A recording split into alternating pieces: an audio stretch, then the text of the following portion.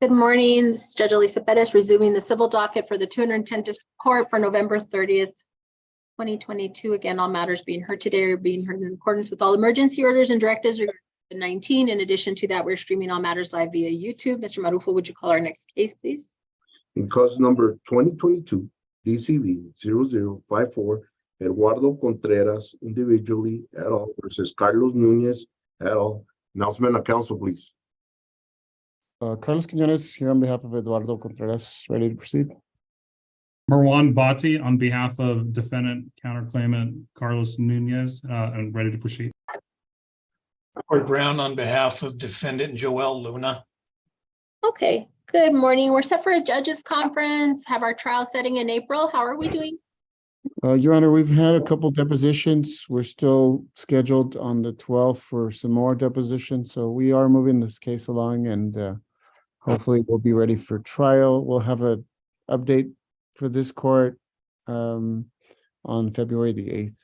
You know what? I'm looking at Mr. Quiñones and Mr. Body, Mr. Brown, is that you all are set for trial on April 7th, and that's Good Friday. So maybe that's why there's a little notation here that says we need to discuss the trial date. So I'm okay with moving it. So a couple of things. I'm going, because we've got a little bit of a window here, although we're not coming back until February 8th. You know, we're not sure you all are going to need a trial. I'm going to keep everything as it is now, but you all need to understand that trial date will move. So if we do end up at a trial, we'll discuss at our next setting. That's February 8th. If we're going to need a different trial date, we'll get you one. If you all will discuss amongst yourselves when you're available, we're probably talking, we could probably set you in the summer. We could probably set you if you need it sooner, you know, June, July. But I'll go based on wherever the case is once we reconvene in February. How's that? Are you all okay with that? That's okay with me, Judge. That Yes. sounds fine, Your Honor. Mr. Brown? Okay, so then we'll see you all in February, but just know that April 7th date isn't happening. Understood. Thank you, Judge. Okay, thank you. Thank If you, you need Judge. a hearing, let us know.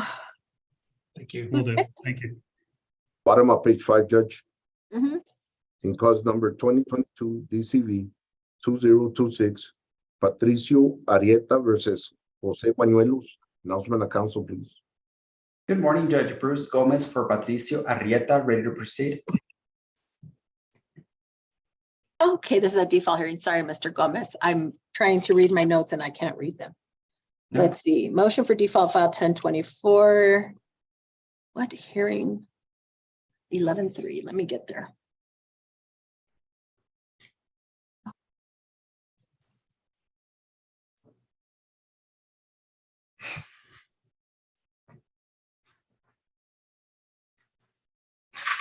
There we go.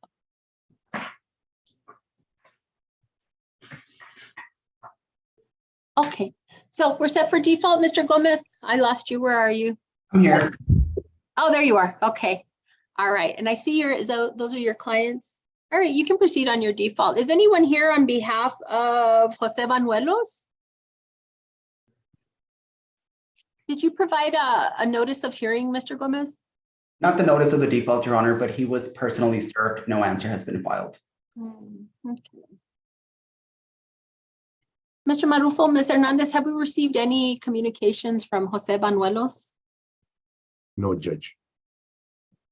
No, ma'am. Okay. You can proceed for now, Mr. Gomez. Go ahead. Judge, would you like for me to proffer the evidence or call my client as a witness? I could do either. However you want to do it is fine by me. Okay, I'll go ahead and proffer just because it'll be faster, Your Honor. Mhm. May I have permission to share my screen? Yes. Is it allowing you to do it? It is.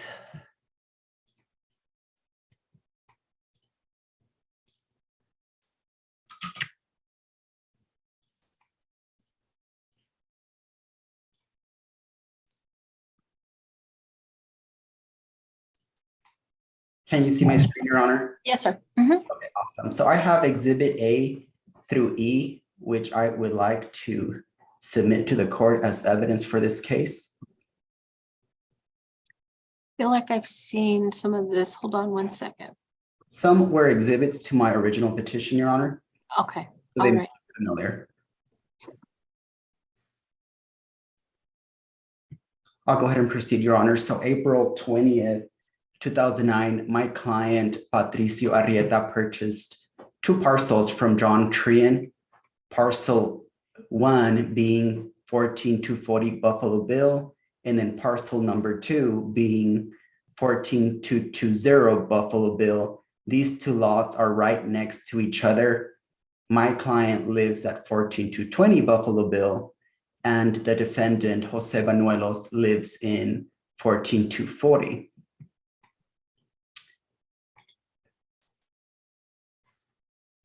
Time later, February of 2020, my client, Patricio Arrieta, sells 14240 to Mr. Jose Banuelos, but in the drafting of the deed, they incorrectly put my client's property, which is 14220 Buffalo Bill.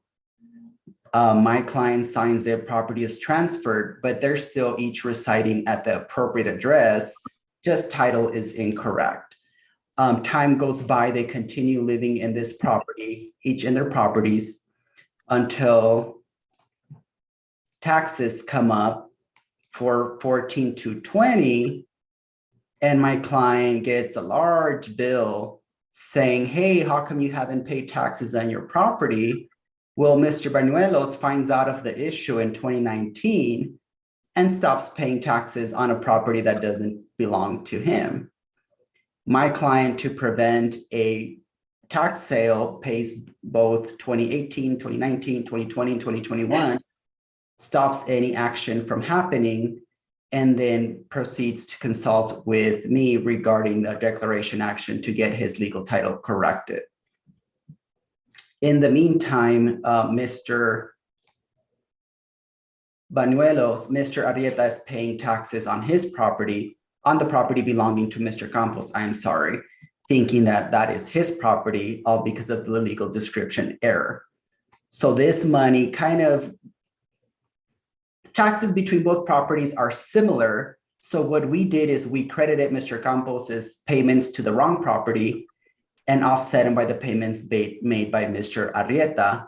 The only thing that we are collecting is the overage that Mr. Arrieta paid to save his property from going to a tax sale. If you look at the CAD descriptions, you will see that Patricio Arrieta is located at 240 when he should be at 220, 14220, and the same for Mr. Sorry. The same is for Mr. Banuelos. He's listed at 14220, but his property in reality is 14240. So what I am asking the court to do is issue a declaratory judgment to correct my client's deed to reflect that he is the owner of 14220, so that his deed and his taxes are corrected. And I'm also asking for a reimbursement of those taxes that my client had to pay in the amount, and let me get that for you, Your Honor. It's in, I don't know if you have my judgment in front of you, but it's— I do. Okay, so the judgment, the amount that I've listed in the judgment, that's what I'm requesting that be refunded to my client by Mr. Banuelos. And I'm also asking that he reimburse my client for attorney's fees for my client having to go through this process. Attorney's fees are statutory under the Declaratory Judgment Act. And I have also submitted an affidavit reflecting the time expended in this case. Okay. So I have down 15,902.63 in past due, attorney's fees, costs for total 19,989.19. Does that conform with what you? That is correct, Your Honor. Okay. So A through E will be admitted for purposes of the default, and the default will be granted. I do have the proposed order here, so I'll sign off on that and get it filed today, Mr. Perez. Sounds great. Thank you for your time, Your Honor. May I be dismissed? Yes, sir. Thank Thank you. All right, who's next? I believe we have all parties down for bottom of page 6, Judge. Okay. In cause number 2021 DCV 2417 Antonio J. Diaz versus El Paso Healthcare Systems Ltd. Las Palmas Medical Center et al. Announcement, council, please. Al Melendez on behalf of Antonio Diaz, Your Honor. Gary Norton for Las Palmas Medical Center, Your Honor. Cynthia Llamas here for Dr. Crosby. Michelle Obach here for Jose Rincon.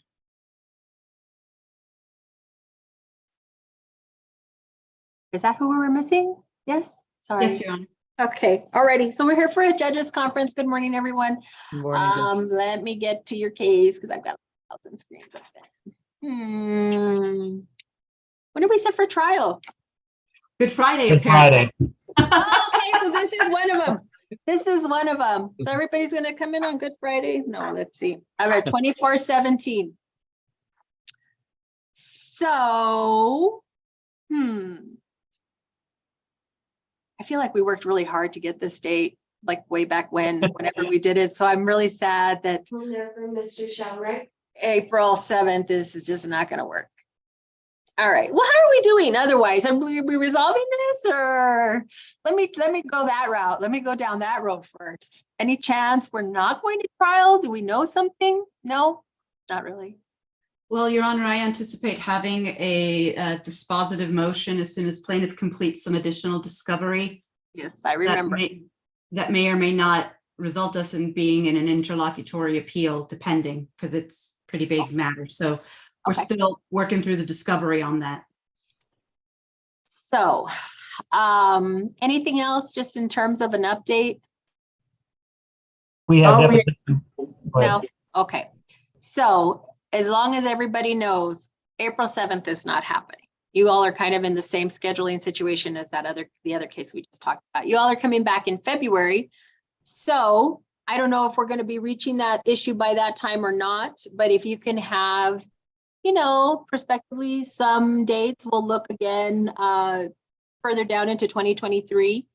I really don't want to wait that long after, February is about the latest. I want to kind of pick a trial date, and then whatever happens, Ms. Llamas happen, right? But I do want to secure you a trial date by February if we can do that. So unless there's something else that you all need a hearing on, I'll see you in February, and just know that the April 7th date is not happening.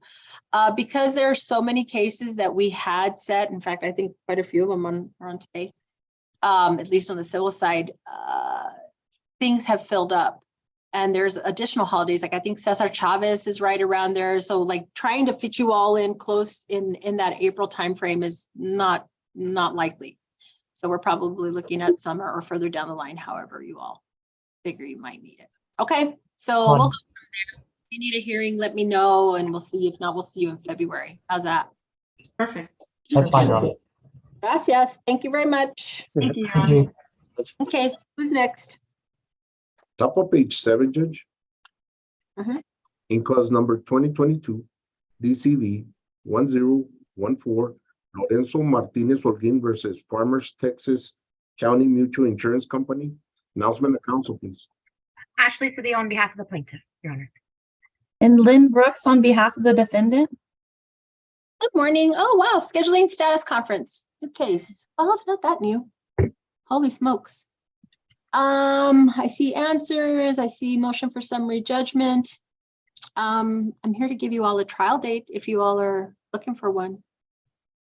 I'm looking for a trial date and then a date on my MSJ. I'm still waiting for requests for disclosures, bills, and records. Okay. So I'm sorry, was it Ms. Cedillo? Ms. Cedillo? I'm looking, this was actually filed back in April. We had an answer in May. So I'm thinking summer 2023. Is that too short of a time? Well, As long as I can, we need to start doing depots. So, I just can't, I can't do depots actually without records and bills. It's been here since, with all due respect, 7 months, 6 months.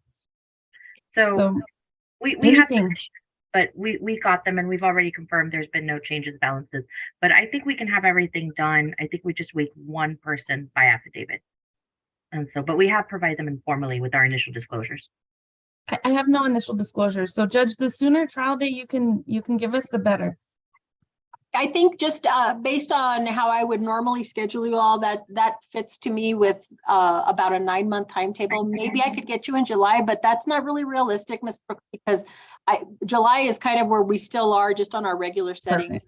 I'll put you down for August. I was going to do August 4th, so that would be an August 2nd docket call. I'm gonna, if you're requesting a hearing on your motion for summary judgment, please get with Ms. Hernandez to get that set. So we'll have a 2-week scheduling order return date. I would say early January, something around that time. That should be workable. January, everything's really crazy right now. Early year. Let's see what we can do for January, probably mid. Yes, Your Honor. Okay. All right. Thank you, ladies. Thank you. Your Honor, that concludes my business. May I please be excused? You may. Who's next? Staying on page 7, Judge. In cause number 2020 DCV 0101, Melissa Zambrano and Rosa Medina versus Enrique Luján. Announcement of council, please. Judge, good morning, Judge Daniel Mena. Good morning. Judge, I apologize. I had surgery yesterday and I'm still at home. Oh. So I'm sorry for not being prepared for today. Could I possibly have this set for next week or? We'll do 2 weeks. Okay, Judge. December 14th in the morning, please. Okay. I'll put it on my calendar, Judge. Thank you so much. I'm sorry. Bye-bye. No worries. Bye-bye. Who's next? Staying on page 7, Judge. In cause number 2022 DCV 0153, Valley National Bank versus RA Transportation LLC. Announcement of council, please. Good morning, Your Honor. Carlos Miranda for the defendant, RA Transportation. Good morning. Good morning, Your Honor. Chris Brown for the plaintiff. Okay, status conference. Let's see. What are we doing? Mr. Brown, go ahead, sir. Absolutely. Certainly. The last time, Your Honor, that we were in front of you, we had the defendant appear pro se just after you had ordered a default judgment. You rescinded that default judgment and gave a time for the defendant to appear and answer. The defendant has now appeared and answered through Mr. Miranda. And this is the status conference you said at the last hearing that we're appearing for today. So we need a trial setting, or I'll have some alternative suggestion. Your Honor, this is not a really complicated case. I think that perhaps we can, have a dialogue about getting resolved with plaintiff's counsel. If you just want to maybe let us submit a scheduling order and see how far we get with that scheduling order, so we don't take up data on your trial docket yet. Okay. I mean, normally when we do the scheduling order, it includes a trial date. Right. I mean, are you all gonna, any reason why we shouldn't do that? I mean, I understand we may not get there. No, yeah, you can give us a trial date. But yeah, you can push it out a little bit. So we'll do November 2023, okay. November 17th. Is that right? Let me make sure I'm looking at the right calendar. Yes, November 17th. That's right before Thanksgiving. The call will be on the 15th. We'll have the appropriate dates. We'll send you the scheduling order, get it back to us in 2 weeks, and good luck. Excellent. Thank you. All Thank right. you, Your Honor. I appreciate it. Also, don't forget, if you think to agree to a mediator, please, and include it when you return the scheduling order. Yes, Your Honor. Take care. If y'all don't have anything else, you're excused. Who's next? Middle of page 6, Judge. In cause number 2021 DCV 4284, City Link Trucking Inc. versus Dump Bodies Inc. Announcement of council, please. Hi, Judge. Michelle Esparza here for the plaintiff CityLink. Good morning. Good morning. Mr. Aguilar, you're muted. Get this damn. Tony Aguilar for Dump Bodies Inc. Having fun with the electronic system. Okay, good morning. Give me a second here. Let me see. so we have scheduled both the summary judgment and the motion for continuance. What I didn't have was the motion for continuance. Let me see. And the motion to compel as well, Your Honor. Correct. Mhm.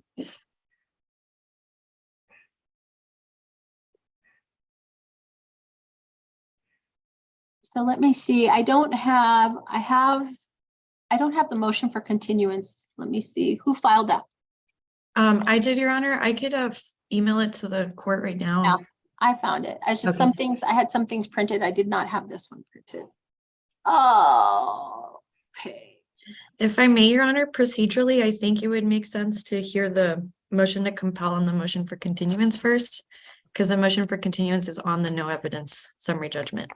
Okay, so let me go back there. Let me see if I can print this out. I've been having a little bit of trouble with my printer.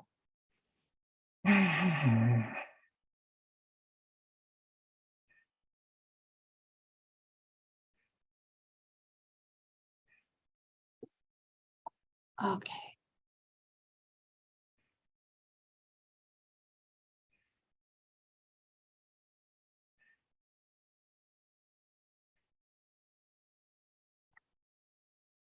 All right, Mrs. Bartha, go right ahead. Yeah, this isn't gonna print. Okay. Okay, Judge. So, me and David Mirasso represent CityLink Trucking. They're a small company that does dump. They dump materials. So they have those big dump trucks that lift up, and they transport materials and dump them. And so they hired Dump Bodies, Mr. Aguilar's client, to build them these 7 new dump trucks in last year.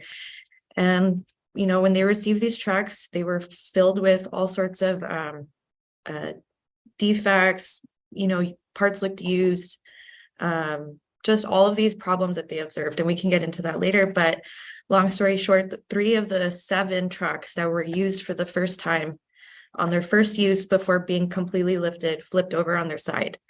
And our client, the owner of CityLink, Mr. Aguilar, paid in full $266,000 for these trucks, and none of them work. And 3 of them have flipped over, and we hired an expert that has looked at them and determined that they're too dangerous to use. So we brought 11 causes of action against Dump Bodies for breach of contract, all sorts of claims. And we served discovery on Dump Bodies in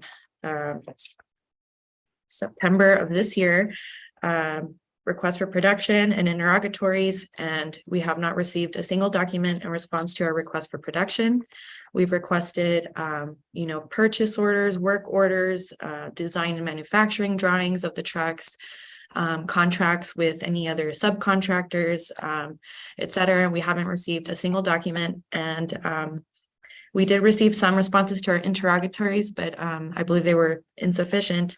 So I sent a letter to Mr. Aguilar describing the deficiencies in the discovery, and never heard back. We also have been requesting the depositions of the 2 persons that represented to Mr. Aguilar that they were the owners or employees of Dump Bodies that were dealing with him in him specifying what he wanted for the trucks, his different specifications. And so we would like to depose them, but we haven't had a response from Mr. Aguilar. So for that reason, I filed the motion to compel. But before the motion to compel was filed, Mr. Aguilar had filed a no evidence motion for summary judgment on one of our 11 claims. I'm not sure which one, it did not specify. So I'm just asking the court to compel Dump Bodies to respond to our discovery and to continue the no evidence for summary judgment hearing until after we've completed discovery and depositions. All right, Mr. Aguilar, go ahead. If the court please, we're talking about the motion for continuance, correct?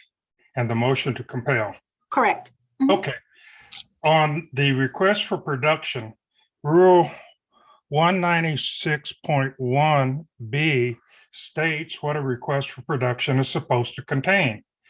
The request for production given to us did not meet the requirements in 196.1. I timely filed objections alleging you're not in compliance with 196.1. If you'll get in compliance with 196.1, we'll be happy to give you the documents. I've never heard from them. Then on the depositions, they sent me an item stating. Hold on, Mrs. Sparsa, can you stop sharing your screen? Sorry, didn't mean to do that. Go ahead, Mr. Fuller.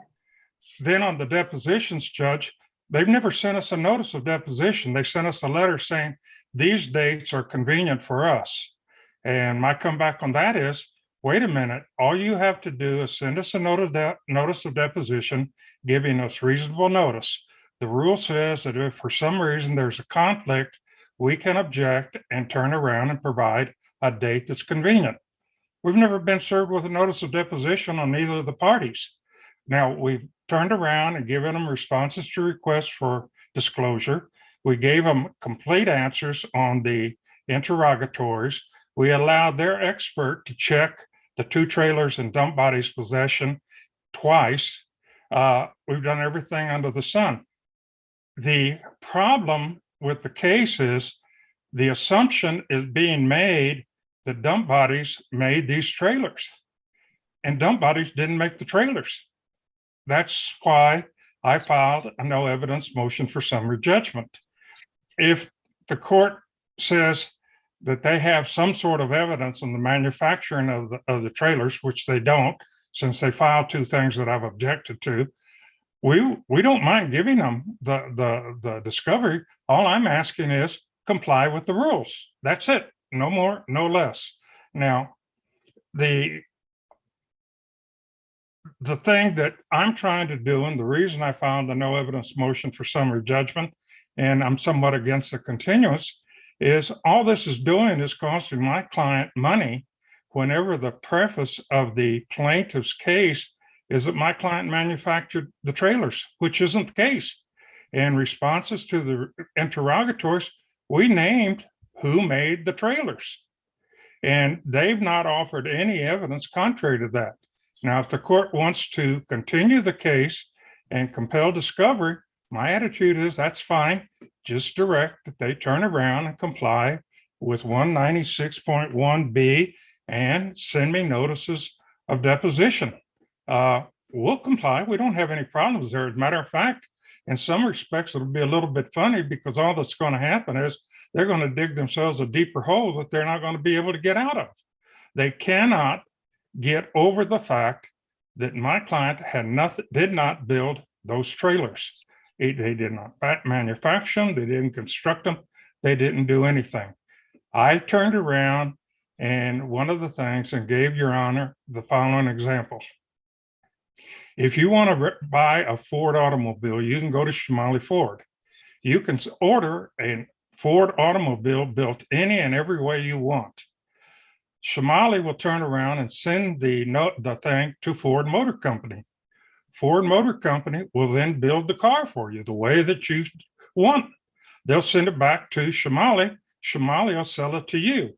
Now, accepting the plaintiff's premise, something's wrong with the Ford, well, you sue Shimali for manufacturing it. Shimali had nothing to do with the manufacturer. It's Ford Motor Company. And that's our whole thing here. And I don't like the idea that my client is having to incur unnecessary expenses. Their expert doesn't say that dump bodies ever constructed the trailers. There's nothing there other than the conclusionary statement by Ernesto Garcia, which was objected to and offered as an exhibit, where he says they manufactured the trailers. That's it. There's no other evidence. And that's wrong. So again, if you want to grant a continuance, I haven't got any complaint about it, but you have to direct City Link Trucking to comply with the rules. If I may, Your Honor. Were you done, Mr. Aguilar, for now? I'm finished, ma'am. Okay, go ahead. Thank you. Thank you. Judge, so this theory by dump bodies that they are not the manufacturer and that we're conclusively stating that they are the manufacturer. We have an affidavit on file in response to Mr. Aguilar's motion for summary judgment by our client, Ernesto Garcia, that states that he was dealing with these 2 persons from dump bodies the entire time. Dump bodies sold these trucks to Mr. Garcia, to CityLink. They said, hey, we can make you these custom dump trucks to the specifications that you want, however high, however tall, the weight, etc. It's all listed in the affidavit by Mr. Garcia that's attached to our response. And Dump Bodies, these two persons said, yes, we can build you these custom trucks. And then, you know, to Mr. Aguilar's understanding, they manufactured these trucks, sold them to him, and none of them work. 3 of them have flipped over. I mean, it's just the theory that Dump Bodies is not the manufacturer. If they outsourced the manufacturing totally to a different entity, that's only relevant to one of our 11 claims in this lawsuit. We've claimed breach of contract. We've claimed, you know, unjust enrichment. What else? So, Mrs. Sparks, I want to go back to defense response on the motion to compel. Were the requests not in compliance with Rule 196? So I was going to pull them up for you, Your Honor. They're totally normal discovery requests that I've, you know, used in other cases. And Mr. Aguilar's only objection is that they don't comply with Rule 196.1, which is that they're, I think it's like, you know, you need specificity of the documents requested, etc. He objected to every single request on that basis, did not say why it was not specific. I can pull up the requests. They're all relevant. They're all asking for documents related to the construction of these trucks. I mean, I think the objections are totally, you know, just not appropriate for these requests that I made. I think they're very reasonable, and I can pull them up and show them, and they're also attached to our motions. So did you see the response on the motion to compel? I think what he's saying is requires a request for production to specify a reasonable time on or after the date on which the response is due in place of production. Yeah, I mean, the responses are due 30 days after we send them out. I mean, under the rules. Mm-hmm. What were you going to share? Oh, I was just going to share the requests so that you could just take a look at a few of them. Judge, are they on the screen now? Mm-hmm. So, you know, please produce all contracts or agreements between you and plaintiff related to the subject trailers. Please produce all communications between you and plaintiff related to the trailers. Agreements between you or any other person or entity, you know, any subcontractors. Purchase orders, invoices about, you know, repair orders, delivery records about the parts or the trailers. I mean, these are totally normal discovery requests. I really don't understand what the objection is. Drawings and sketches and specifications of the drawings of the trailer design and manufacturing. I mean, they're just totally tailored to this case. I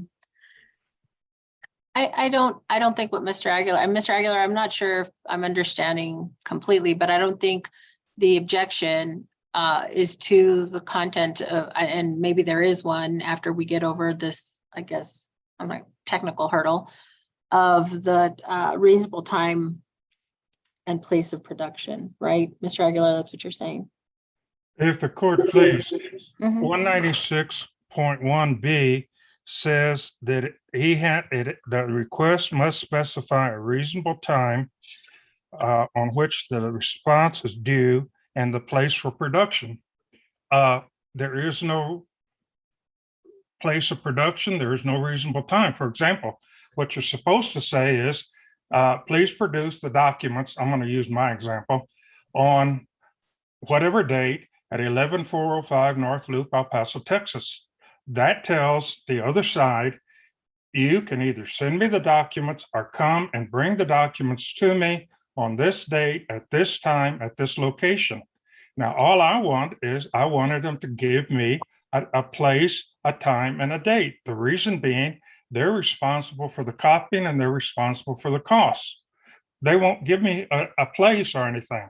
So their attitude is, well, they sent me a request for production. I'm supposed to send them all the documents. My comeback is, I'm willing to comply. If you look at all the objections, it says willing to comply as long as you comply with 196.1B. Tell me a time, a place, and a date, and we'll be happy to give you the stuff, especially after the frivolous material they filed in answer to the motion for no evidence summary judgment. They're just going to dig a deeper hole. They want it. Give me a time, a place, a date. We'll show up with the documents. And Judge, our requests in the introduction of all of our discovery requests that goes out, it says, please provide your response, produce your responses within 30 days under the rules of civil procedure. I mean, this is, Where did you have that, Ms. Esparza? I can pull it up, Judge. Mhm. On our actual request, they say,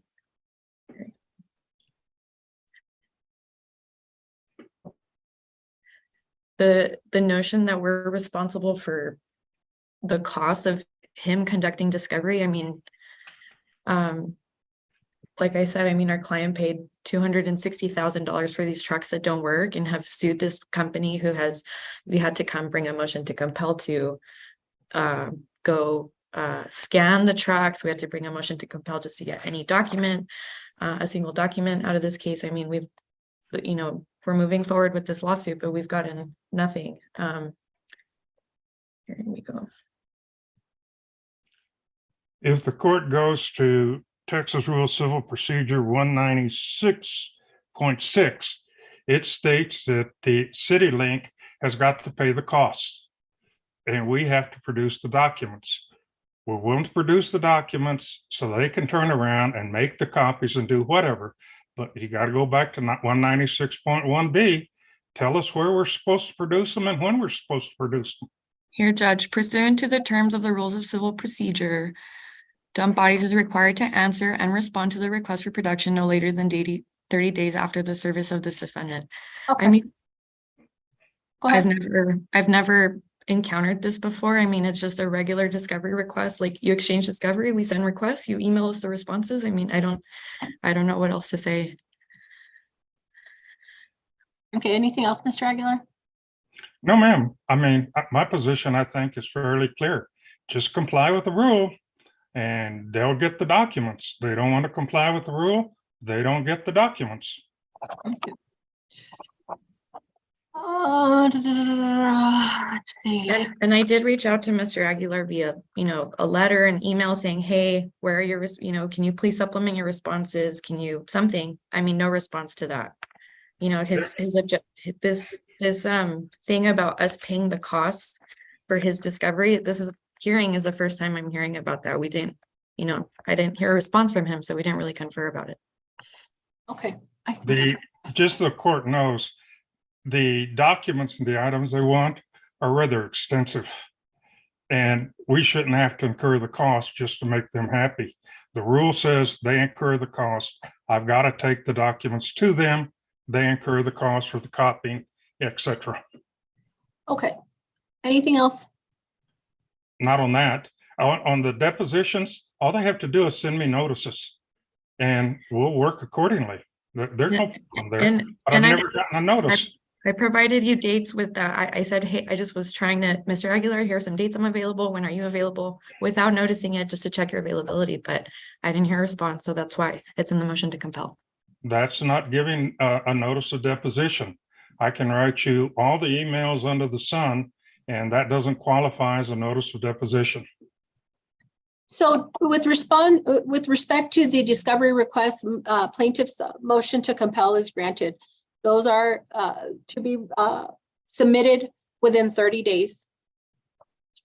Okay, that's the items. Will the court direct them to tell me of a location where I can take the items? I need to do that because it's extensive, and the rule says they pay the cost. Mr. Aguilar, we have our address listed, our email addresses, our fax number. I mean, in any form you could provide them. You could tell me to go to FedEx. You can tell me to go to So I think what I'm hearing though is that they be submitted to counsel at their office. Is that right, Ms. Esparza? That's fine, Your Honor. Yes. Okay, so that's the order within 30 days. With respect to the depositions, however, Ms. Esparza, I think I hear where you're coming from. You're hearing what Mr. Aguilar is saying. Send him a notice of deposition. If we don't have, we're going to have a status on January 11th at 10 a.m. If there are any issues, either with respect to the depositions or other discovery matters, please have your pleadings filed and we'll plan to hear them on that day, but it will be a follow-up on today's motion to compel. Is the court continuing the no evidence motion for summary judgment? So that's where we're headed. Do you all have any argument on the motion for continuance? Just your honor, that, under the rules, you can't, hear a no evidence motion for summary judgment before a reasonable time for discovery has passed. And the discovery deadline isn't until the end of this year.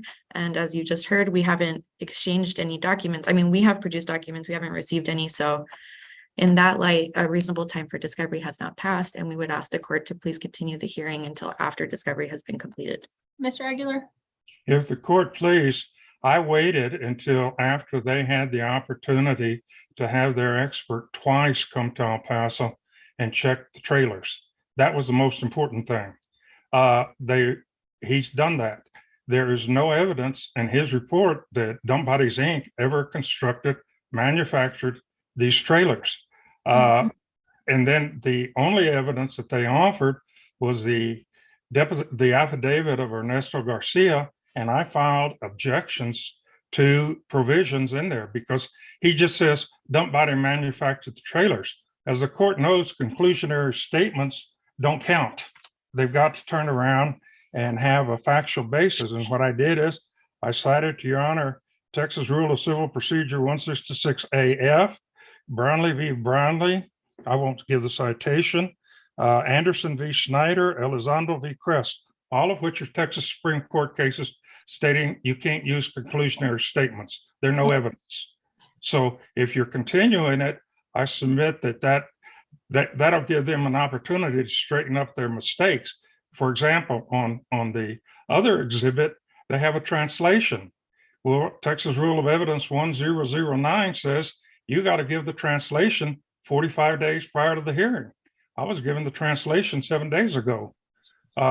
Those things, you got to comply with the rules, Judge. And that's all I'm complaining about. They're not complying. Okay, for purposes of the continuance, that is going to be granted. I am not going to set the motion for summary judgment just yet. In terms of the follow-up with you all, I'm not sure if this was just entered or if I set a different date because I didn't write it down after I said it. We have a final status conference on January 11th. So we'll use that date for a follow-up on the depositions, any type of discovery, and it'll be our final status, but that's really pushing us up close to trial. We have a final civil pretrial on the 1st of February. So we'll go from there. Continuance is granted, and then we'll see you at the January hearing. Thank you, Judge. And just to be clear on the compel, you said, to be delivered to our office. Would you like me to write an order that says that for your signing? Okay. Okay. Okay. Thank you. All righty. Thank you very much. Thank you. Bye-bye. Y'all are excused. Can Who's I be next? excused? Yes, sir. Thank you, Mr. Aguilar. Thank you, ma'am. Towards the bottom of page 7, Judge, Mhm. in cause number 2021 DCV 2365, Farah Olivia Jones versus Jose Renteria Lopez et al. Announcement of council, please. Good morning, Your Honor. Manny Morg on behalf of the plaintiff, Farah Jones. And Greg Chandler, Your Honor, on behalf of the defendant. I think we might have one more attorney. Right. We're missing, oh, there it is, Mr. Murphy. Yes, Joshua Murphy on behalf of defendant Progressive, Your Honor. Okay, so I see that notation, need to discuss new trial date, but we're at a judges conference. How are we doing on this one? Your Honor, we've already settled with the co-defendant. We're just waiting to settle the case with Progressive. I anticipate we'll settle it before the trial date. But if Your Honor would like to reschedule the trial date, we're fine with that. No, I'll leave it like it is right now. Just understand that April 7th trial date is not going to happen. So we'll keep our dates. We're not coming back till February and then March and then April. So we'll see where we are at that point. All right. Understood, Your Honor. Okay. Thank you very much. Thank you, Judge. Who's next? Staying on page 7, Judge, Mhm. in cause number 2022 DCV 1240, Gabriel Alvarez versus Jessica Cintron Rodriguez et al. Announcement of council, please. Good morning, Judge. Bernie Gonzalez for the plaintiff, Mr. Gabriel Alvarez. Good morning. Good morning, Your Honor. Gabby Marquez for defendant, Ms. Cintron Rodriguez. Morning. Are we missing somebody? I do believe so. It's also progressive. I did see Is it Mr. Murphy? It was Mr. Murphy, Judge. Oh, okay, we need to get him back on. Scheduling status conference. Oh, yeah. So let's see, when did this get filed? Wow, it got filed back in back in April. Do you all need what, 9 months or a year turnaround in terms of a trial date? Yes, Judge, the good news is I haven't requested a trial date before because of medical treatment that Mr. Alvarez was going through, but it looks like he is at a point now that this would be a real good time to set a trial date if it's okay with Ms. Marquez. I'm fine with that. A year out is fine, especially since we're still conducting discovery. Okay, so we're gonna do November 3rd, 2023 with a November 1st docket call. If you all will discuss and agree to a mediator, include that with the scheduling order that you return in 2 weeks, okay? Will do, Judge. Thank you, Your Honor. Thank you very much. Who's next? Top of page 8, Judge. In cause number 2021, DCV 3028, Rosa Maria Saucedo de Alonso et al. Versus Fifth Floor Freight LLC et al. Announcement of council, please. Justin Waldo for the plaintiffs, the Alonso family. Good morning, Your Honor. Lauren Horn here on behalf of Cross Defendant Detmar Logistics LLC. This is our motion. Morning, Your Honor. Stuart Forbes representing Edith Erickson and Daniel Huerta, interveners. Your Honor, Nick Pena representing Ms. Claudia Guzman, counter plaintiff and cross plaintiff. Is that everybody? Some of the faces have changed since I think the last time we were here, so. All right, Ms. Horn, it is your motion or your plea. Go ahead. Thank you, Your Honor. And I apologize, I misspoke earlier. This is in fact a plea and abatement. I'm sure the court remembers this case well, since it is the case involving the two tractor trailer collision out in West Texas, in which unfortunately Mr. Uresti and Mr. Alonso both passed away immediately. And so we have claims in this case brought on behalf of not only the Alonso family, but on behalf of the Uresti estate. Now, Mr. Uresti died intestate, and he has claims brought for an administration in the probate court by both his surviving wife, Claudia Guzman, who was being represented by Mr. Pena, as well as his children, who were actually adopted in the 80s by an aunt and uncle in Mexico. And so they are no longer considered the children of Mr. Uresti for purposes of this lawsuit, any wrongful death or survival damages. And so we filed this plea and abatement because we feel there is a defect in the parties. Both interveners, Daniel Huerta and Edith Erickson, are those children that were adopted in the 80s by their aunt and uncle. And Ms. Guzman, all the parties originally bought wrongful death and survival claims in this case. And because, as the court is aware, an adopted child cannot bring suit for wrongful death of the surviving parent, we feel there is a defect in the parties. As in regards to Ms. Erickson and Mr. Huerta. We also believe that as in terms of any survival claims, as I'm sure the court is aware that under the survival statute, there must be an independent administrator who brings those survival claims. And at the time of us filing our plea and abatement, again, there was a defect in the parties because Ms. Guzman, nor Edith Erickson, nor Daniel Huerta were appointed as personal representative of the estate, and none of them had actually provided why no administration was necessary. Now, the probate court has then since appointed a dependent administrator, Leticia Dominguez. And if I can, may I share my screen to show you a copy of that order, Your Honor? What was her name? Leticia what? Leticia Dominguez. Dominguez. Okay, let's see here. So this is entered by the probate court on November the 10th. And as the court can see, Ms. Dominguez is the one who actually has the ability to enter into any type of negotiations on behalf of the estate or any estate's claim. She's the one who on behalf of the estate has any authority to act with regards to this lawsuit as appointed by the probate court. And so for that reason, we feel the case should be abated until there is a cure in the defective parties. Realistically, we can't enter into any compromise or settlement negotiations with the parties as they stand. We would, in other words, we would need Ms. Dominguez to appear in this case under her authority by the probate court. And so for those reasons, we feel this case should be abated. And very briefly, if I may, Mr. Pena in his motion and his response, he accurately pointed out that, look, Ms. Guzman could not bring her survival claims. So I know that council recognizes that. And in fact, Ms. Guzman has actually amended her petition to drop those survival claims and just focus on the wrongful death. Anything else, Ms. Horn? No, Your Honor. Okay. So who wants to chime in first? Anyone? Can I go ahead, Your Honor? I'm sorry. Sure. Absolutely. Mr. Forbes, go ahead. Let's look at the motion to begin with. The motion itself to abate does not mention the fact that our clients were adopted and they don't have capacity to sue. That's something that's not before the court at the present time. It doesn't raise that issue.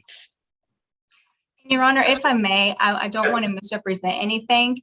Mr. Forbes is correct that we did not make that particular allegation in our plea and abatement. We mentioned that the interveners, as Ms. Erickson and Mr. Huerta, had no standing.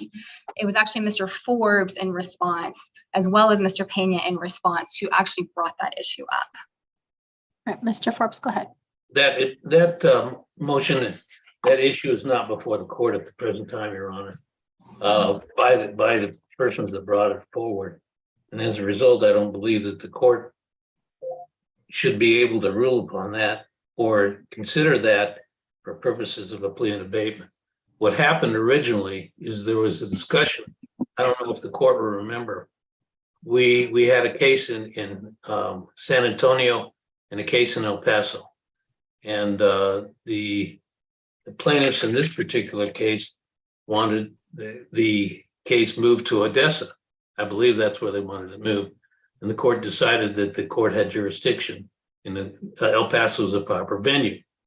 Then the plaintiffs in this case decided that, well, there was no estate. Well, there had been competing claims to be the representative of the state by my clients and Mr. Pena's clients. So we went to court and the court decided it was the dependent administration. Now, there was nothing prohibited the plaintiffs in this case contacting the dependent administrator in any manner and asking for them to be involved.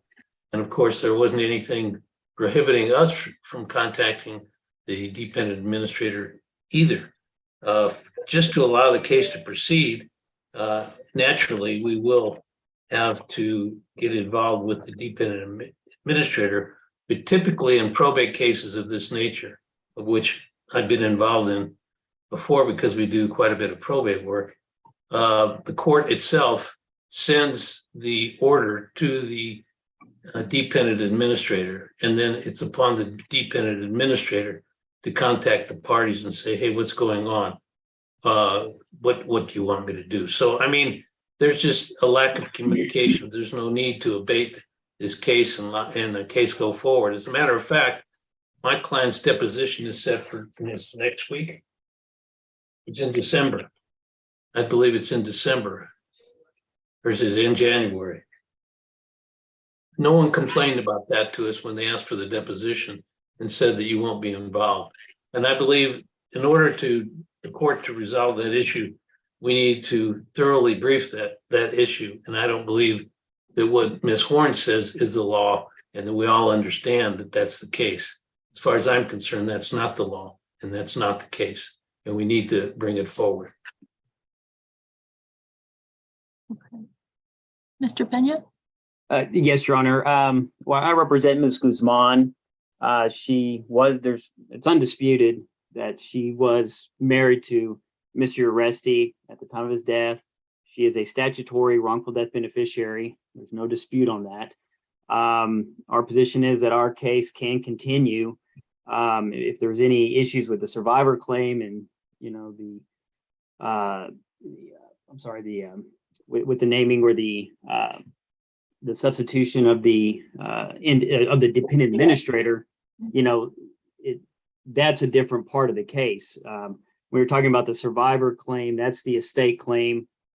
That's different than what we have as you know, Ms. Guzman has as the surviving spouse, which is the wrongful death claim. You know, so if there is any abatement of the case, it should not affect Ms. Guzman's wrongful death case, as there's no dispute as to her standing or capacity to move forward with that case. Okay. Anything else? No, Your Honor. Mr. Forbes, what exactly were you contemplating? Are you're wanting to brief something before? There's one case that indicates that a child that was adopted after being an adult loses its right to bring a wrongful death action, and they cite a case out of San Antonio where it was a workers' comp case that the beneficiaries under the workers' comp case were adopted children. However, this is an unusual kind of a case. The purpose of this adoption, and we'll bring evidence at the appropriate time, was just to bring children over to the United States so they can go to school. They came over their mother was living here in the United States, and the father and the mother were divorced at the time. The aunt and uncle agreed to bring the kids over, and so they could go to school here. They continued to live with the mother until they eventually moved away when they were adults. It's an unusual situation, and I'm sure probably the only person that may be aware of what was going on at those times was others besides myself that have been practicing for a number of years. This is not unheard of. It happened quite regularly. You do a limited adoption in Mexico.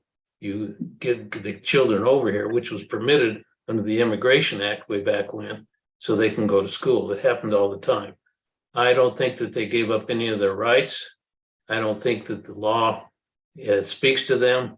Their parental, what is the word? The rights as children to inherit from their parents were never affected, and I think that they have the right to bring a claim under the wrongful death statute. And I'm going to have to do a substantial amount of research. Being that was not part of the motion to abate as it's written, I didn't completely brief it under those circumstances. I don't see why we can't go forward anyway, because those children are witnesses to this case. Your Honor, if I may. Yes, sir. I represent the Alonso family, the plaintiffs in this case. It's not particularly clear what Detmar Logistics really needs in terms of a cure for their perceived party conflict. I mean, if we amend our petition to just add Leticia Dominguez as representative of the estate now that she's been appointed, is that sufficient to cure the perceived defect? I mean, the only thing that the motion really asks for is just an abatement, which is fine because at the time there had not been a dependent administrator appointed. Now that one has been appointed, is it really just simply a matter of amending the pleadings, or is there something more that Detmar would view as sufficient to cure their perceived defect, if the court even finds a defect in the parties at all? Okay. Ms. Horn, did you have something else, sir? Yes, Your Honor, I sure do. Yeah, and that's a good question, Justin. And I want to make it clear that this is twofold. Okay, one, we're saying in the wrongful death claims, there's a defect not in Ms. Guzman, but in Mr. Forbes' clients, interveners Edith Erickson and Daniel Huerta. And that is based on, as responded, this was responded to by Mr. Forbes and Mr. Payne. Okay, I did not spell this particular issue under wrongful death out in my plea. That's fair.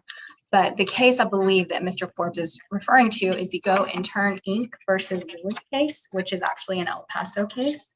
And the site for that is 601 Southwest 2D 495, 499, in which the El Paso Court of Appeals very clearly states an adopted child cannot bring suit for the wrongful death of the biological parent. That's the first thing. And so I think the cure for that would be that they should not be able to bring their wrongful death claims. They would need to amend the petition to drop those. The second part was the survival aspect of it. We're saying there was a defect in the parties for these survival claims because a formal administration had not been done. Now, Ms. Guzman, she amended her petition to drop those, recognizing that. The interveners, Edith Erickson and Daniel Huerta, have not amended theirs to drop their survival claims. And so, yes, to fix that, I think Leticia Dominguez, who is the dependent administrator, would need to make an appearance in this case. And it's a very simple cure by having her make an appearance so that were we to proceed with any negotiations or any settlement discussions, we could do so with her on behalf of any estate claims. All right, is there anything else? The argument I have with regard to the El Paso case is I don't believe that's controlling in this particular case. It can be distinguished. And that is not part of the motion to abate. I was supposed to, I don't have a crystal ball. I don't know exactly what they all meant, but it was not part of the motion at this time. And if they're going to file another motion, then let it be said. We'll have an opportunity to completely brief it and show that how this case is distinguishable from that case, and we'll go forward. Yeah, okay. It should not be the order of the court at this time, being that they haven't brought forward the motion. Okay. Is there anything else? No? All right. So in terms of the filed plea and abatement, I'm going to deny that request at this time. I don't know if someone has a proposed order and send me. In terms of the issue that I guess primarily Mr. Forbes, you're discussing, certainly Ms. Horn, if you need to file something else or separate pleading, please do so. We'll get you a hearing. And we'll go from there. We don't really have settings really until we get much closer to the trial date. So I'm going to rely on you all to be filing what you need to and requesting the hearings as needed. We're not coming back until July 12th, according to just the basic hearings, but I'm certain we'll see you before then. So, all right. Anything else? I can prepare an order, Your Honor, and submit it to everyone for their signature. Okay. I'll be All happy. right, you all will do that. I'm not going to add any check-in dates, no status conferences, anything like that. I'll just see you when I see you. You all need to have a hearing. Okay. All right. Thank you very much. May we be excused? You may. Thank you for your patience. Who's next? Thank you, Your Honor. Thank you. Thank Staying you. on page 8, Judge. In cause number 2021, DCV 4286, EPT Bella Custom Dream Homes LLC versus Triton Elevator LLC. Announcement of council, please. This is Robert Blumenfeld for the plaintiff, Bella Custom Homes. Okay, Mr. Blumenfeld, I'm sorry. I know that during all of this, I thought I saw an email, so I was trying to find my email. Is it on this case? I think I was in the wrong waiting room. There was like, well, I think I hit the wrong button. But anyway, I made my way into here, and yes, Your Honor, we served this case back in April. We filed a motion for default judgment. Then we sent it again after a status conference in this court. We sent it again to their work address and their certified agent, and we've not had no contact and no response from them. Okay. So I see the motion for default was filed on October 14th. This is not set today. It is set for a status conference. With the holidays, are you looking to have it set for hearing? Yes, I thought it was set for today, Your Honor, but if it's not, then we would want to get it set. So what I'm going to do, I'm actually going to set it about 60 days out. So that'll get us, and the reason, I know it sounds maybe like a long time, but with the holidays and stuff, it's probably right on. So we're going to go to February 1st at 10:30. please get notice of the hearing to whatever this entity is. And then we'll see you on that date, and they will be scheduled for default, okay? Okay, thank you, Your Honor. Thank you, Mr. Blumenfeld. All right, who's next? Top of page 9, Judge.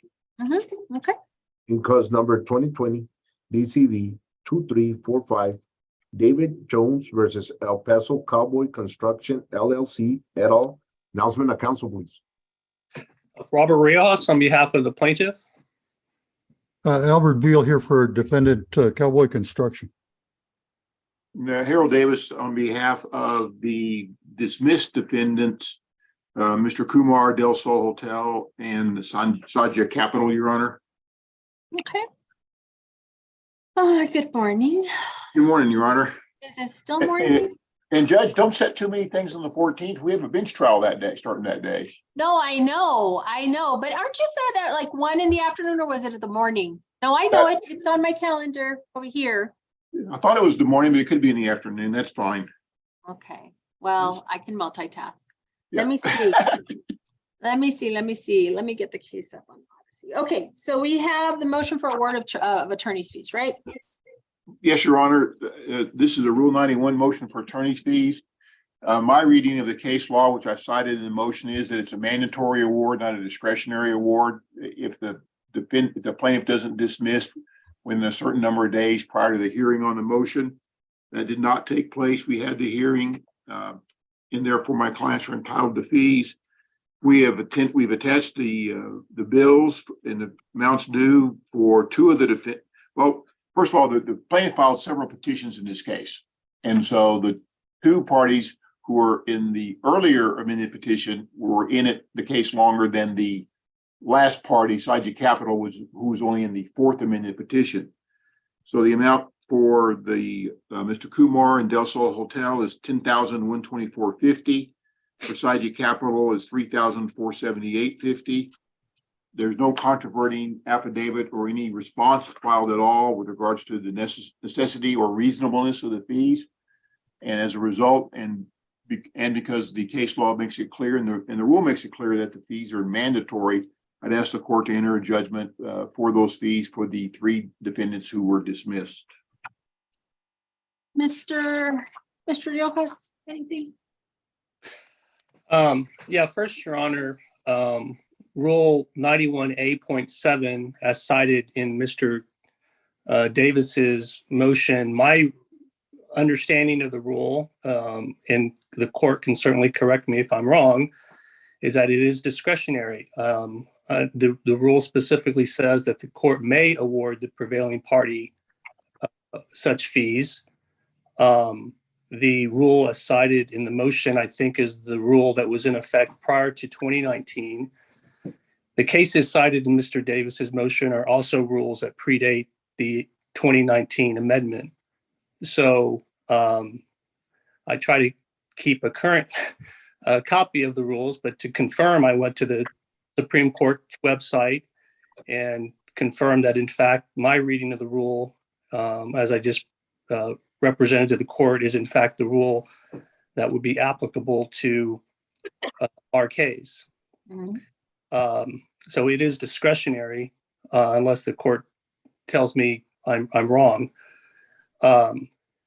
If I may, Your Honor, just by way of background, we had a hearing back in August on this, their motion to dismiss. And I informed the court, and I'll be happy just to describe briefly again the history of how we sort of got here. This was an accident, a work accident, that my client, Mr. Jones, had at a Holiday Inn Express hotel construction site. And the initial defendant, Roberto Martinez, who's represented by Mr. Beal, and his company, El Paso Cowboy Construction, were the initial defendants. And before the amendments adding Mr. Davis's clients to this case, I conducted discovery, and it took quite a while to ascertain from Mr. Martinez who specifically had hired him, who had retained his company, what were the specifics of the task that he was asked to do. And as Your Honor may be aware, in these construction sites, there are multiple contractors. There's a general contractor, there are subcontractors. And it was not until very late toward the end of the statute of limitations that I finally obtained from Mr. Martinez the correct company that had hired him. He initially kept referring to the individual who hired him as Sammy. That's the only information he had. He kept calling him Sammy. Long story short, it subsequently came to be the defendant, and I'm gonna mispronounce this last name, and I apologize. But Mr. I'm sure Mr. Davis can do better than I can, but Shatu Patati Kumar. And so it was in the summer of this year that I added him as a defendant to ensure that we did not miss any statute of limitations. We additionally added PC Builders. We added the other defendants, Del Sol, and we amended our petition, added them as defendants. They filed their answer in May of this summer. And from the time that they filed their answer through the time that they filed their motion to dismiss under Rule 91A.7, there were no depositions conducted. There was no written discovery, with the exception of standard responses to requests for disclosures that were provided. And in obtaining that information and in conversations with Mr. Davis, I agreed at the time that the hearing was held in August, as you might recall, to voluntarily dismiss those defendants, having now ascertained the correct general contractor, the correct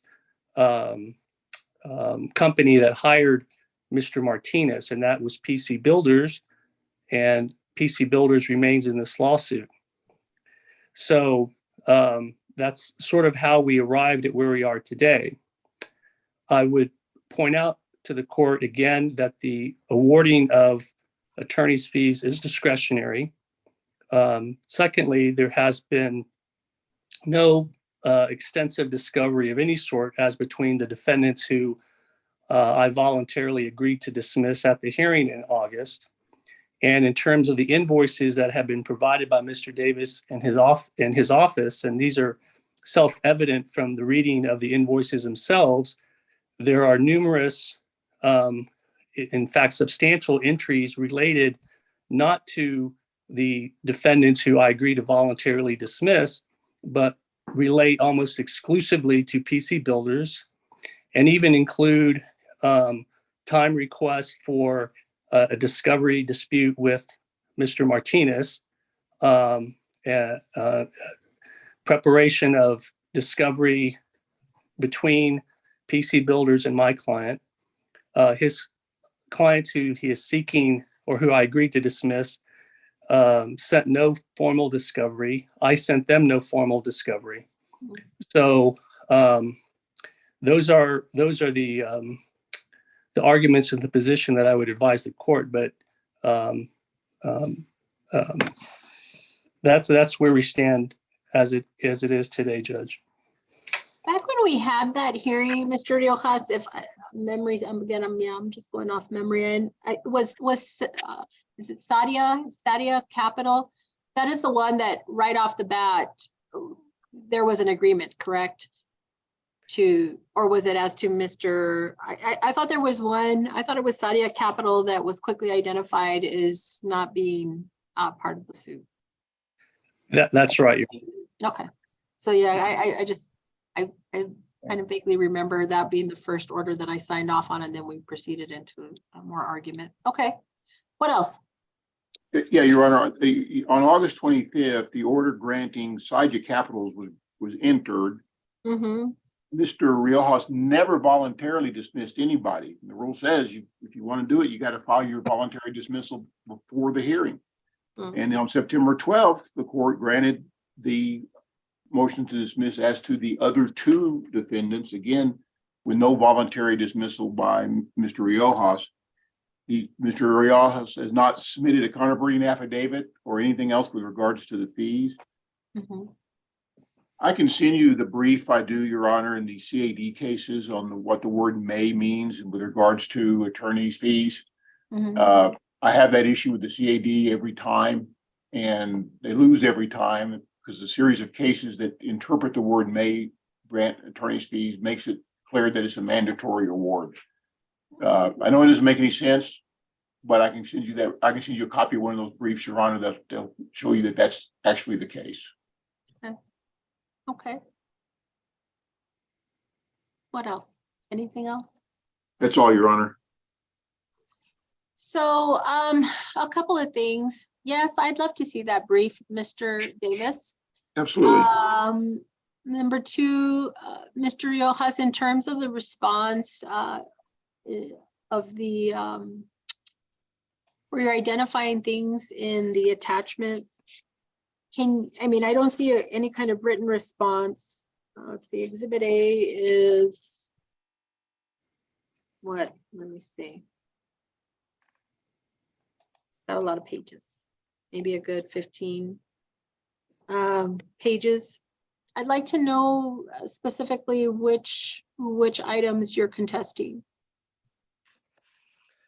Well, for example, Your Honor, if you look at the invoice from July, on June 22nd, there is a request for 3.3 hours.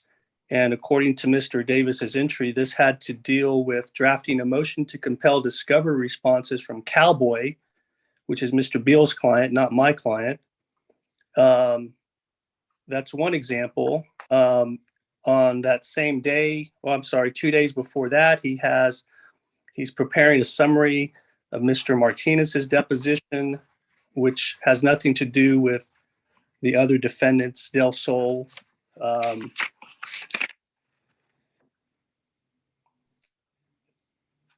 Prior to that, and I mean, there's quite a number. In June, there's the June invoice. There's a May 10th entry regarding correspondence concerning PC Builder's insurance agent. There's a discussion, or there's references to preparing responses to disclosures for PC Builders. May 12th, draft request for production to plaintiff and defendant Martinez. That has nothing to do with the defendants who are seeking recovery of attorney's fees. May 27th, research associated with motion for PC Builders. That was 2.7 hours. So there are entries subsequent to the court's order concerning preparation of a discovery control plan and the scheduling order regarding new trial date. These are all after the hearing on the initial motion to dismiss in August. Okay. So I guess what I'm saying, Mr. Riojas, is I want to see a detailed response in that sense. So for example, as to all of these items in the attachment, in the attached invoices that you're disputing, I want to see those spelled out. So if you can provide the court with a written response, I hear what you're saying with respect to Rule 91A7. I will review also, Mr. Davis, your brief on that. And then I'll rule on the attorney's fees unless you all want to have a follow-up hearing. Yeah, and Your Honor, just, you know, the total bill to the clients in this is $26,000. We're asking for way less than that from the plaintiff because we've already called. I mean, these are part of the bill. I didn't delete the bill to show all that, but it shows the $26,000. We're only asking a total of about $13,000 in the Rule 91. So if you'll file a detailed response, I'll respond to his okay. comments. I'd like to do this fairly quickly. I'm gonna basically continue the hearing. It's gonna be 45 days, so we can do early January.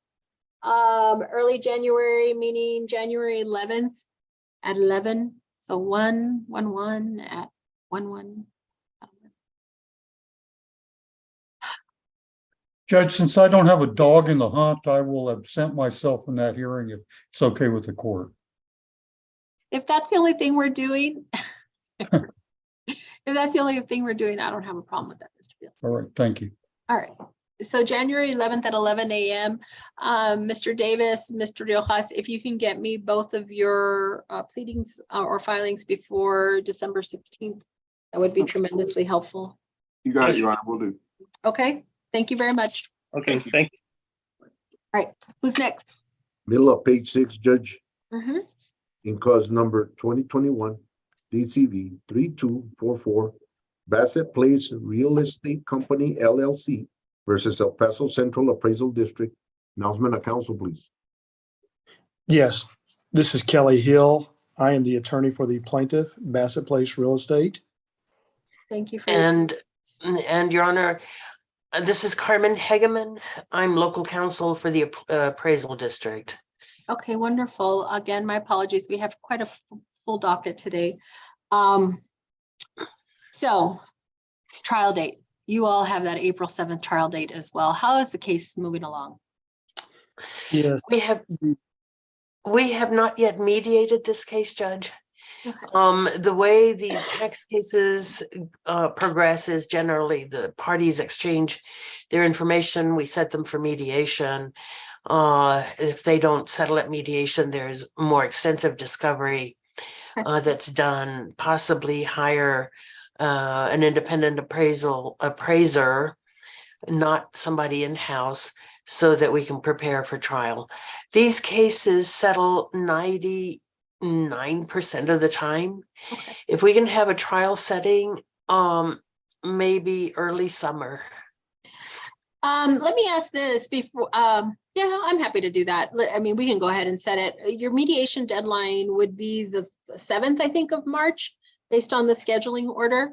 So I'm going to keep those dates. I have well, is there anything you all think you're going to need to come in on other than some report on whether this case is settled or not? Because I just assume cancel that February date if you all don't need it. I don't think so, Judge, but if you can extend the mediation deadline, because at this point we have scheduled mediation dates for, we have a couple in December, then we have January, February, March. In March, I think I have 11 full day mediation dates. Okay. And the CAD and the mediators, we usually go to Chris and Cliff. The schedules are getting full. Can we do a May Mr. deadline? Hill, are you good with that?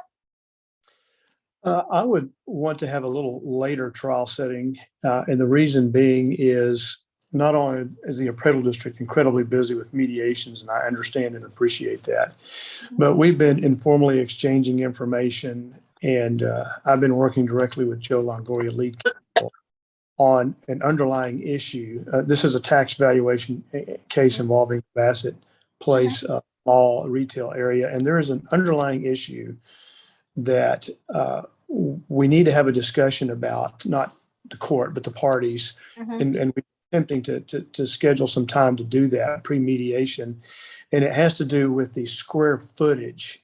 There's a substantial difference between what the owner's records reflect versus what the appraisal district thinks it's appraising, and once we resolve, hopefully resolve that square footage issue, we're going to be a lot closer on the value issue. And Mr. Hill, what are you suggesting in terms of a proposed, may not get their trial date, not July? Well, I'm looking at late July or pushing into August in that time frame. And that's on the assumption that we can work through the square footage issue and still have time to mediate. And if unsuccessful, get our experts teed up so that they can write reports using the correct square footage. Judge, can I suggest September, because the ad valorem tax seminar is latter part of August? We can do September 15th. Okay. September 15th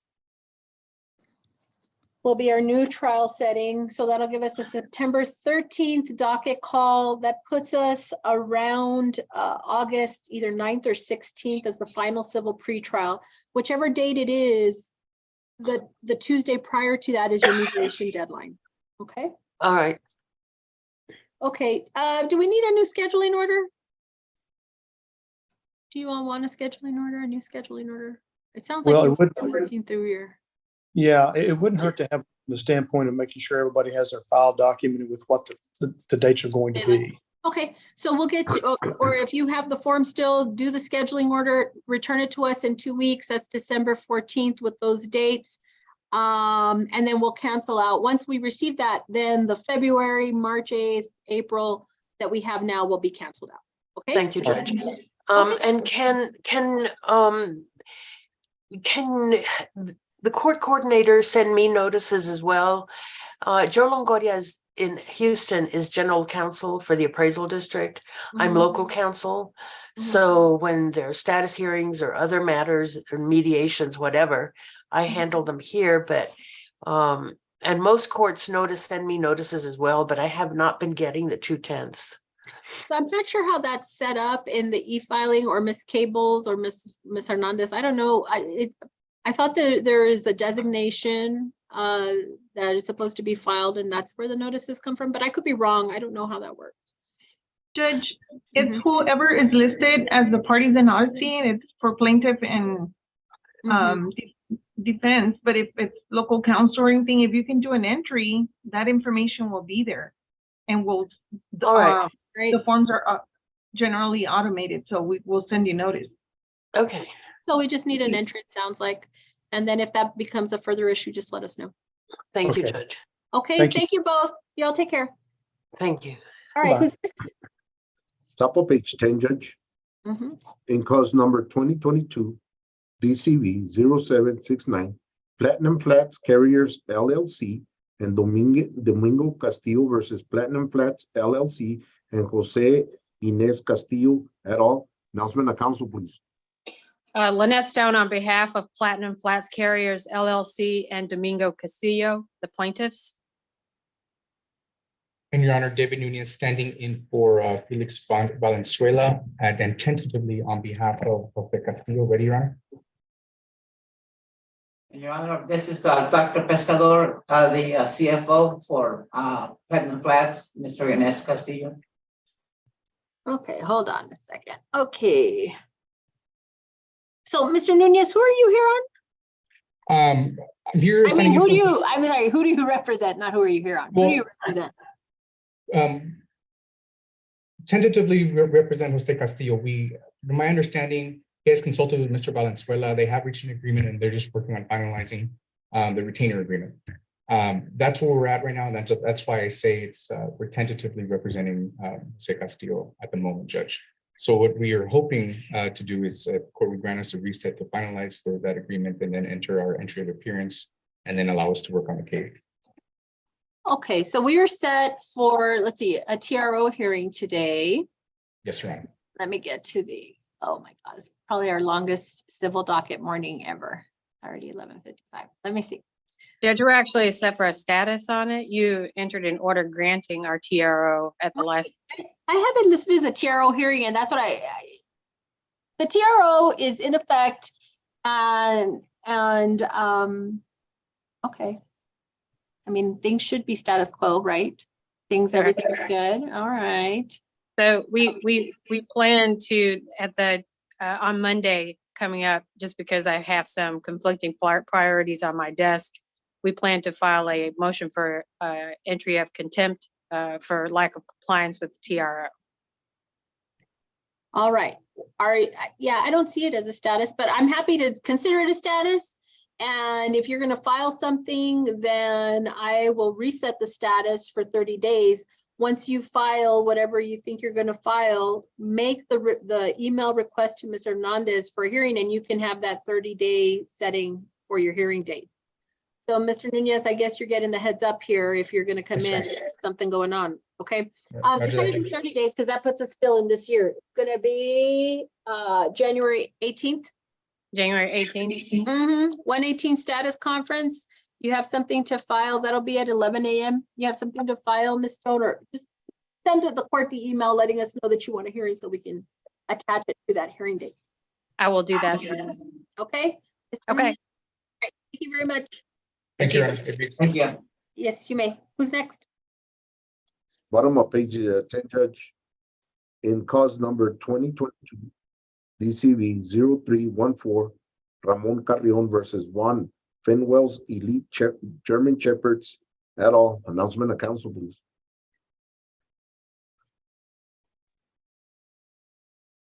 Mr. Marquez. Good morning, Your Honor. Daniel Marquez on behalf of Mr. Carrion. All Ready to right. proceed? Hope everyone's doing well.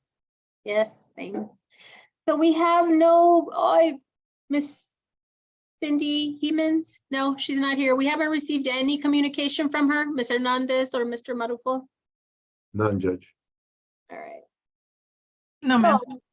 Okay, Mr. Marquez, you're continuing to urge your default, right? That's right, Your Honor. So I think I'm failing to see how, I mean, for the court's purposes, she made an appearance. I'm not sure that default is the proper manner. Can you tell? Well, Your Honor, she may have made an appearance orally. She certainly has not made an appearance in writing in the case. And notwithstanding that fact, she has not answered. She has been served. She has not filed any type of answer. And so a default would be appropriate because no answer has been filed in any manner, whether it's a general denial or a specific denial. There's simply been no answer filed by her. So on with self-represented litigants, you know, in general, when they make an appearance at a court hearing, you know, the court has in the past accepted that as an appearance on behalf of the party. I think there was some discussion at previous hearings when she had appeared regarding the, I guess the damages, the amount of damages. I think she was beginning to address some of those, but you're right, she hasn't shown. We haven't heard anything. Did she have notice of this hearing? Did we send her notice, Ms. Hernandez?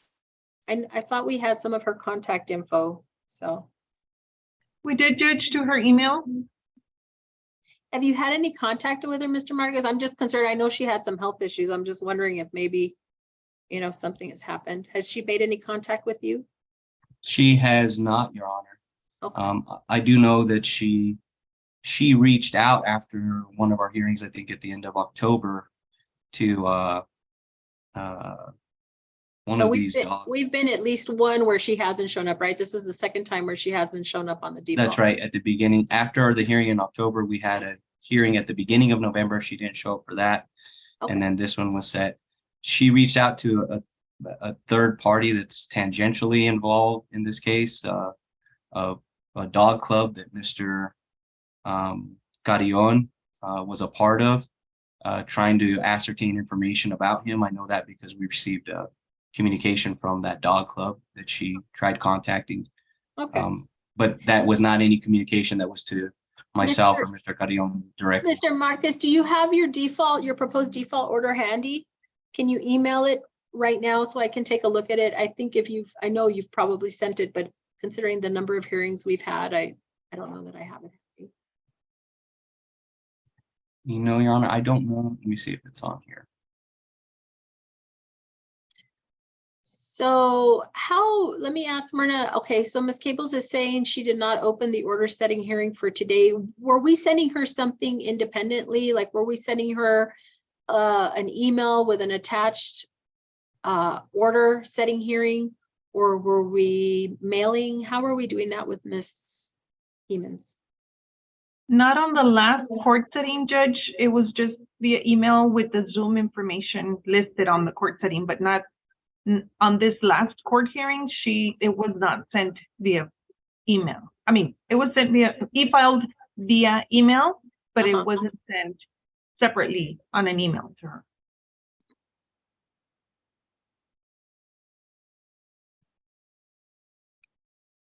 Your Honor, I don't have the order yet, but I can get that prepared and submitted by the close of business today. Okay.